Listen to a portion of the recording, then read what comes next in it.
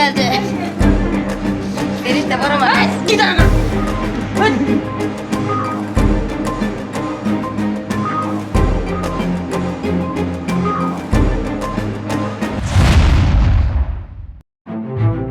আজকে সকালে বাজার থেকে আব্বা 5 কেজি ওজনের একটা মাছ আনছে, সেটা নিয়ে তারা খেলাধুলা করতেছে, মুখের ভিতরে হাত দিতেছে, এখানে আঙ্গাইতেছে, অনেক কিছু করতেছে তারা। কারণ অনেকদিন পরে বড় মাছ আনছে, কবে দিয়ে আবার বড় মাছ আনছিল আমি নিজেও জানি না। বড় মাছ বেশি একটা আনা হয় না ঘরের মধ্যে, তাই মাছ লয়ে আবার এরা দুজনে কাচ্চাকুচি লাগিয়ে গেছে।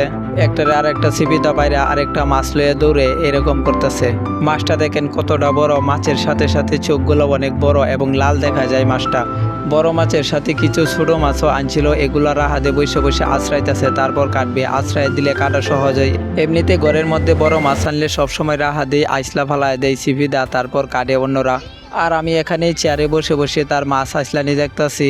সব মাছ আসলানি শেষ, তারপরে রাহাদে একটা দুইটা কাটতাছে, যেমন এবারে কাটতাছে, তার ইচ্ছা হয়েছে কাটতে। আর সব শেষে আমি বসলাম চুল কাটতে আমার ছোট ভাইয়ের তাহিদুলের। তার চুলগুলো অনেক বড় হয়েছে, অনেকদিন ধরে কাটা হয় না, তাই ভাবলাম বাজারে গিয়ে আর লাভ কি, আমি সাইডগুলো কাটতে দিই, যেমন এপারি টাকা তো আর লাগবে না।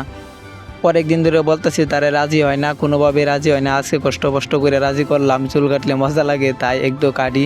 আর সে বলতেছে আমার তাড়াতাড়ি কাটবার লাগে, আর সে নাকি ফুটবল খেলা যাইব বাইরে, তার বন্ধু খারাইয়া লইছে।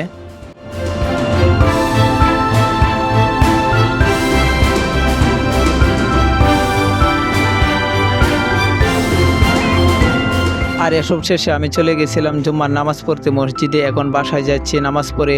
বাসায় যাওয়ার পরে কারেন্ট চলে গেছে, এখন বাহিরে চলে যাচ্ছি তালা মেরে ঘর। তালা লওয়ার পর দেখি চাবি লইছি না, তারপর ঘরে গেলাম, দেখলাম চাবিও পাইছি না। তারপর ফ্যানের সুইচটা অফ করলাম, অফ করে এভাবেই ছিটকারি মেরে চলে আসলাম বাহিরে। গাইস, বাহিরের পরিবেশটা দেখো, একদম নীরব, কোনো দিকে মানুষ নাই, এদিকেও কোনো মানুষ নাই, ওইদিকেও কোনো মানুষ নাই। তাই আমি গেটের সামনে দাঁড়িয়ে শাড়ির বোতাম লাগাইতেছি। বোতাম লাগিয়ে তারপর চলে যাব বাহিরে।